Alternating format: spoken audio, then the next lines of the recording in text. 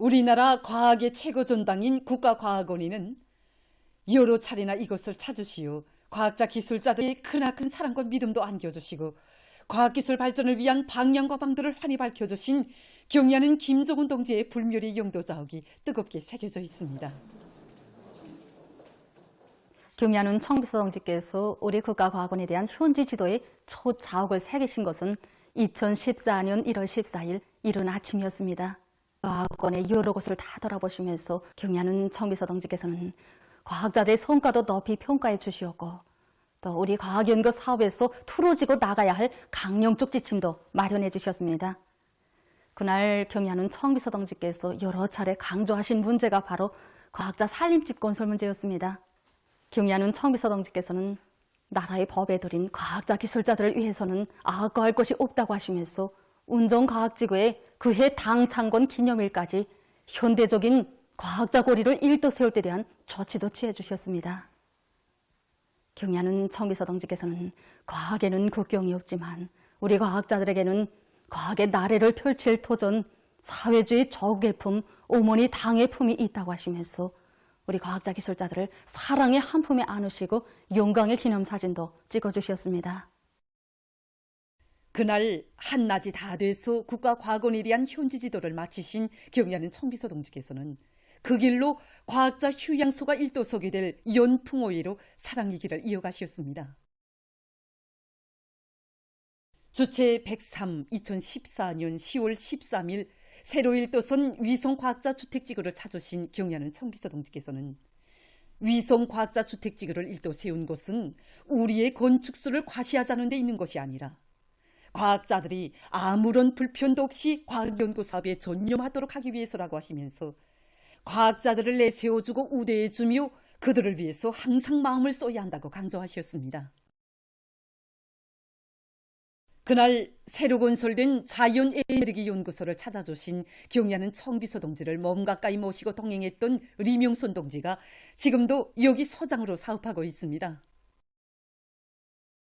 그날 경의하는 청비서 동지께서는 과학연구 성과 전시장에 들어서시오 일꾼들에게 과학자들이 연구사업을 잘할 수 있도록 적극 밀어주라고 두렵게 당부도 하시고 과학연구 사업과 관련한 귀중한 가르치심도 주셨습니다. 당시 과학연구 성과 전시장에는 자연에너지 과학발전이 꿈과 이상이라는 제목으로 우리 과학자들이 수십 년을 내다보고 세운 목표를 설계한 덮판도 있었습니다.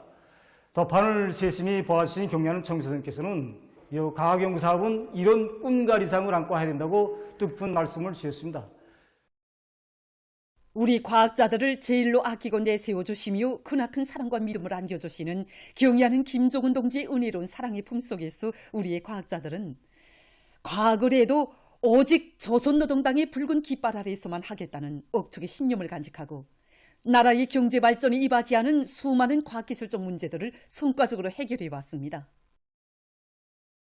2018년 1월 11일 경의하는 김정은 동지께서는 새해 첫 현지도로 우리 국가과학원을 또다시 찾아주셨습니다. 그래서 우리 국가과학원의 여러 곳을 돌아보시던 경의하는 청비서 동지께서는 과학전시관에도 들리셨습니다. 그래서 과학전시관에 전시된 과학연구 성과 자료들과 전시품들을 보아주면서 경의하는 청비서 동지께서는 우리 과학자들이 두뇌에서 나온 창조물들이 정말 대단하다고 과학전시관은 자력자강의 보물고이고 우리 국가과학원은 자력자강의 고향집이라는 믿음 어린 말씀을 안겨주셨습니다. 경의하는 청비서 동지의 크나큰 믿음에 보답하기 위해서 우리 국가과학원의 과학자들은 지난 5년간만 해도 화력발전소들의 무중류 착화 기술을 개발 도입하고 화력탑인 날개들의 국산화를 실현한 것을 비롯해서 많은 연구 성과들을 이룩하게 되었습니다. 국가과학원의 과학자들을 비롯한 온 나라 과학자 기술자들은 당과 혁명 앞에 지닌 무겁고도 영예로운 사명감을 다시금 깊이 자각하고 뜻깊은 올해를 실제적인 과학기술 성과로 빛나게 결석하기 위해서 지혜와 열정을 아낌없이 바쳐가고 있습니다. 경의하는 김정은 동지의 용도 따라 국가 부흥 발전의 새로운 국면을 열어나가자. 위대한 우리 국가의 부가 함께 싸워 나가자.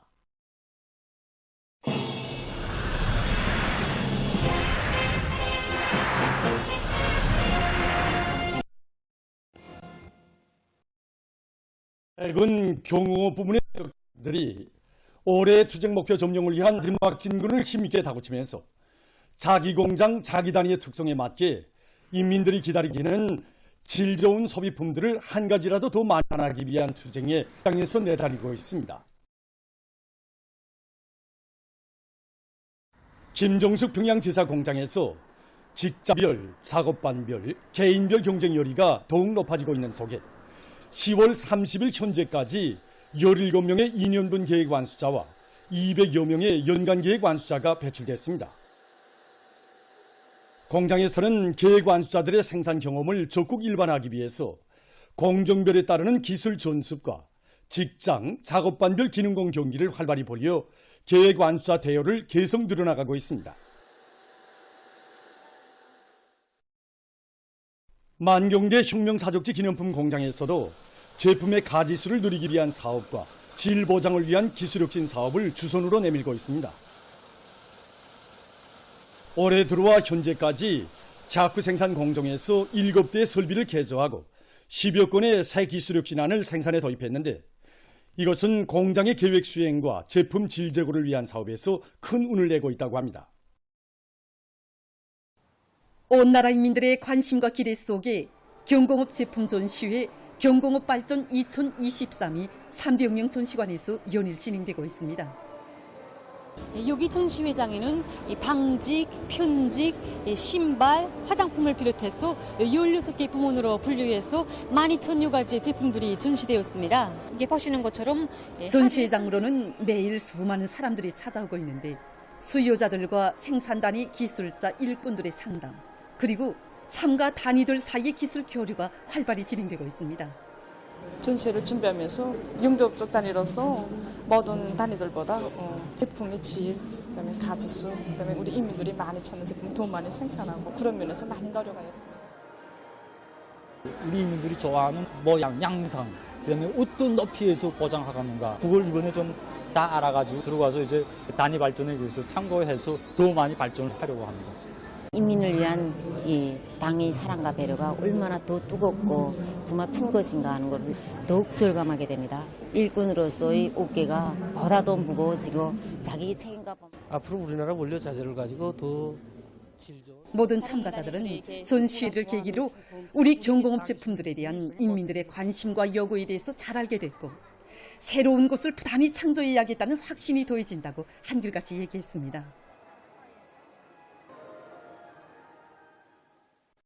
올해의 경제 목표를 승리적으로 달성하기 위한 투쟁이 힘있게 벌어지고 있는 지금 어디서나 전력에 대한 수요가 날로 높아가고 있습니다.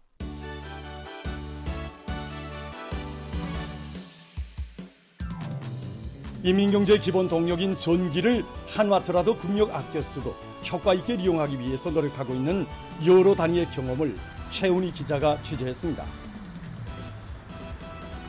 랑랑용의군인 수지 일용품 공장은 해마다 인민경제 계획을 초과 수행하면서도 많은 전기를 절약하는 단위들 중에 하나입니다. 취재한 데 의하면 공장에서는 전기 절약의 예비를 기본 설비 개조에서 찾았다고 합니다. 우리 공장은 수제품을 전문으로 생산하는 공장이다 보니까 사출기와 송영기를 비롯한 전열 설비들이 80%를 차지합니다. 전기를 절약하자고 하면 그 가열 시간을 줄여야 될 것이요. 그래서 우린 지난 시기 개방형이던 생산 공정을 밀폐형으로 개조해서 가열 시간을 절반으로 단축하고 전기를 한 15%를 절약하게 됐습니다. 이와 함께 공장에서는 작업반별, 기대별로 교차 생산 조직을 합리적으로 해서 전력 부하를 줄이고 생산의 효과성을 높여나가고 있습니다. 현 시기 이용률을 높이는 문제가 전력의 도중 손실을 줄이고 생산된 전력을 효과적으로 이용해서 인민경제의 전력 수요를 보장하기 위한 중요한 반도의 하나로 주목되고 있는데 맑은 아침 전기 전자제품 제작소에서도 전기 절약에서 효과적인 이용률 보상 장치를 개발해서 여러 생산 단위들에 적극 도입하고 있습니다. 이곳 일꾼의 말에 의하면 전국적 범위에서 용률을 1%만 높여도 하나의 큰 발전소를 세운 것과 맞먹는 절약 예비가 나온다고 합니다. 공장 기업소들에 이미 정전 측정기들이 많이 도입되어 있고 또 사상되어 있습니다. 우리는 자동 용률 보상반을 제작할 때 이 새로운 측정기를 가지고 새 장치를 만드는 것도 있고, 또 한편으로는 이미 공장 기업소들에 사장되어 있는 정전 측정기들을 해수를 이용해서 도입 단위들에서 설치 원가를 낮추고 강한 전력 잡음 속에서도 안전하게 동작할 수 있는 이런 기술을 도입해서 이용하고 있습니다. 대동강반이 자리 잡고 있는 평양 대동강 수산물 식당은 자체로 전기를 생산해서 그 덕을 보고 있는 단위의 하나입니다. 이 단위에서는 건물 옥상의 넓은 공간에 태양빛 발전 체계를 구축해 놓았는데, 여기에서 하루 수백 킬로와트의 전기를 생산해서 경영 활동에 이용하고 있습니다. 우리 평양 대동강 수산물 식당은 연 건축 면적이 2만 평방이 넘는 큰 건물입니다. 이 수조에는 24시간 물을 순환시켜줘야 됩니다. 수조를 관리하는 데 드는 그 전력이 있고, 그다음에 특히 이제 조명이 우리 대단히 많습니다. 방이 크다 보니까. 그래서 우리는 건물 옥상에 태양빛 조집판을 설치했습니다. 그래서 태양빛을 최대로 많이 받게 하기 위해서 경사 각도를 45도로 해줬습니다. 그리고 이 태양빛 조집판 열 사이 거리를 철저히 보장해서 하루 종일 그 태양빛이 최대로 들어오게 빛 조집판을 설치했습니다. 한 해로 보면 14만 킬로와트시 전력이 생산되는 것으로 됩니다. 그래서 이 전기면 우리 건물에서 요구되는 조명 부하를 100% 보장하고 봉사활동과 야외 불장식 조명에도 이용하고 있습니다.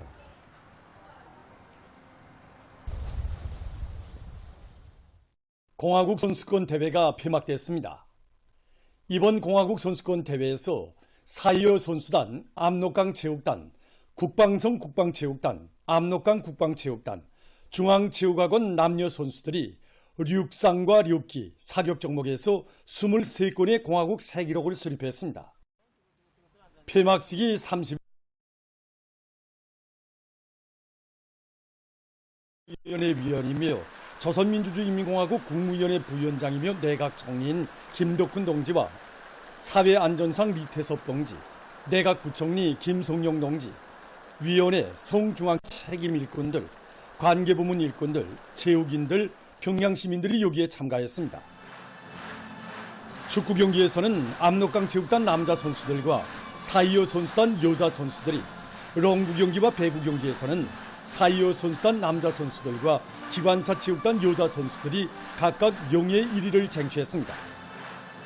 이번 선수권 대회에서 공화국 새 기록을 세운 선수들에게 새 기록 메달이, 우수한 성적을 쟁취하고 높은 기술과 육체적 능력, 고상한 경기 도덕 품성을 발휘한 단체와 선수들에게 우승컵과 상장 등이 수여됐습니다. 체육상 김일국 동지가 폐막사를 했습니다. 연설자는 선수들과 감독들의 치열한 경쟁심과 체육 애호가들의 열기띤 응원 속에 진행된 공화국 선수권 대회는 모든 참가 단위들의 기술 발전 수준과 나라의 전문 체육 기술을 한층 끌어올린 계기로 됐다고 말했습니다. 각급 교수 훈련 단위들이 이번 선수권 대회에서 이룩한 성과와 경험을 서로 공유하고 공고히 하며 보다 높은 목표 달성을 위해 더욱 분발해 나갈 때 대해서 그는 강조했습니다. 전국 대학생 정보과학기술 성과 전시회가 폐막됐습니다. 폐막 모임이 30일 과학기술 전당에서 진행됐습니다. 관계부문, 청년농맹 일꾼들, 대학생들이 여기에 참가했습니다. 폐막 모임에서는 우수한 평가를 받은 단위와 참가자들에게 우승컵과 표창장, 증서 등이 수여됐습니다.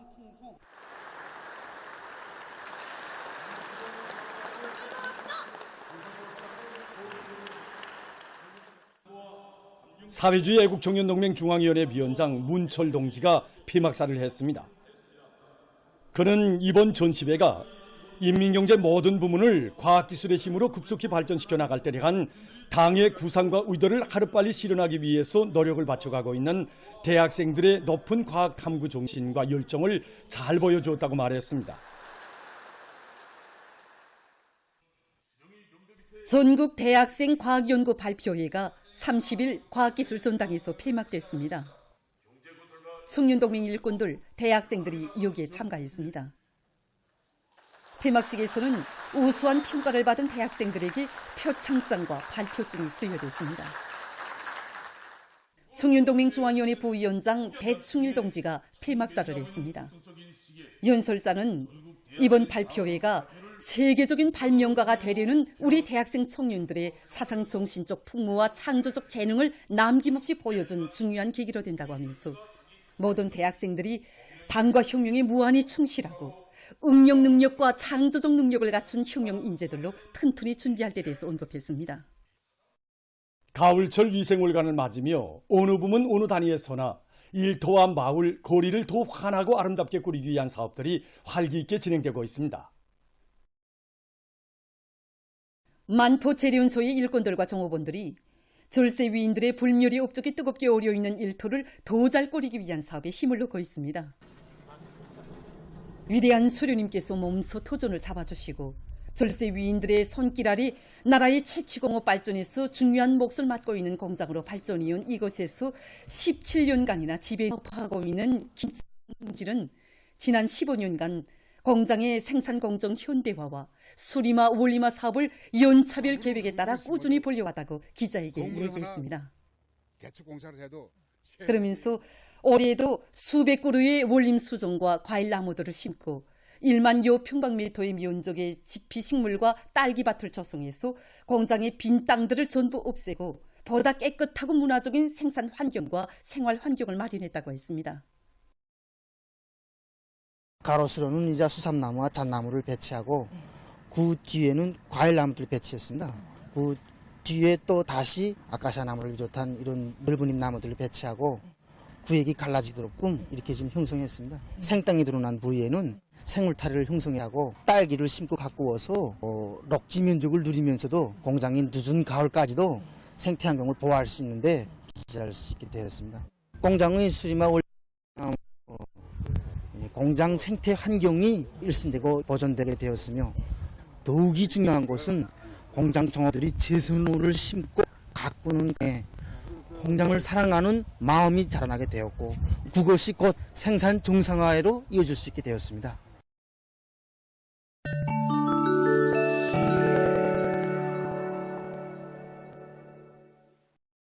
이스라엘군의 무차별적인 공격이 계속되는 가운데 가자지대 주민들 속에서 인명피해가 증대되고 있습니다. 27일 가자지대 보건당국이 밝힌 데 의하면 팔레스티나인 사망자 수가 7,326명으로 늘어나고 부상자 수는 18,967명에 달했습니다. 한편 이날 요르단강 소안 지역의 죄닌 시와 칼킬리아 시에서도 이스라엘군에 의해서 팔레스티나인 4명이 살해되고 16명이 부상을 입었습니다. 러시아 외무상 세르게이 라브로브가 26일 미국이 유럽을 약화시키고 있다고 비난했습니다.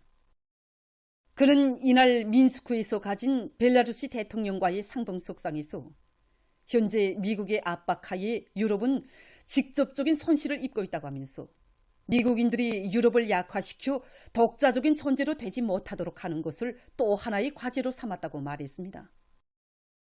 얼마 전 의학자 올겨울과 다음 해 봄이 돌림 감기를 비롯한 호흡기성 전염병들이 교차적으로 혹은 동시에 유행될 수 있다고 경고했습니다. 돌림 감기 비루스에 의해서 발생하는 돌림 감기는 그 전염성이 보통 감기보다 매우 세며 한 차례의 유행 기간이 20 내지 40%의 사람들이 감염된다고 합니다. 돌림 감기는 면역력이 약한 노인들은 물론이고 젊은이들의 생명까지도 앗아가고 있습니다.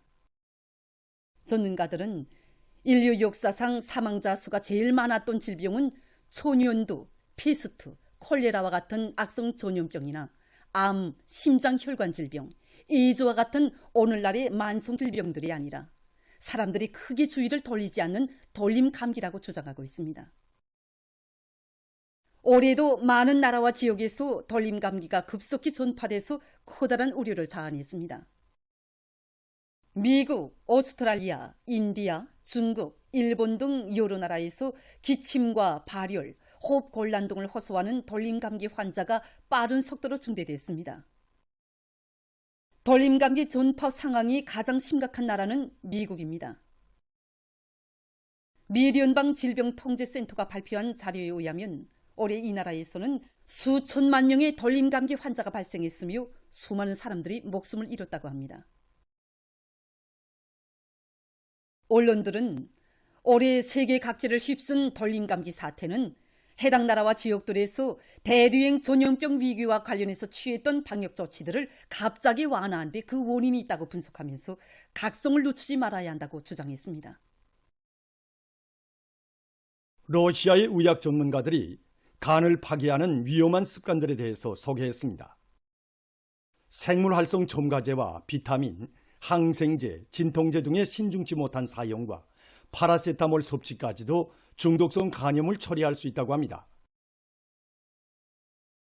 간에 위험한 것은 또한 알코올이라고 합니다. 알코올을 정상적으로 섭취하면 간경변증이 초래될 수 있습니다. 동물성 지방이 풍부한 음식 역시 간을 파괴한다고 합니다. 그 밖에 무주종 음료 속의 단맛감과 단순 탄수화물을 남용하면 지방간을 초래할 수 있다고 합니다. 간장질병의 초기 증상들을 보면 과로와 무력증, 머리 아픔, 몸무게 감소, 입맛 없기, 황달이라고 합니다. 얼마 전 브라질에서 네그로 강의 수위가 급격히 낮아지면서 물밑에 숨겨져 있던 암석 유적이 드러났다고 합니다. 암석에는 사람의 얼굴 모습과 짐승의 모양 등 여러 가지 그림들이 새겨져 있다고 합니다. 이번에 발견된 유적들은 약 1000 내지 2000년 전의 것으로 추정된다고 합니다. 학자들은 암석 유적이 당시의 역사와 문화를 연구하는 데 도움을 주게 될 것이라고 주장했습니다.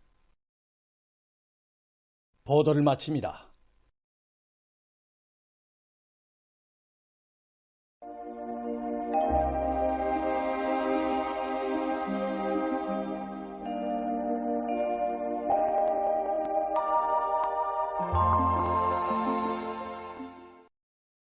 날씨를 알려드리겠습니다.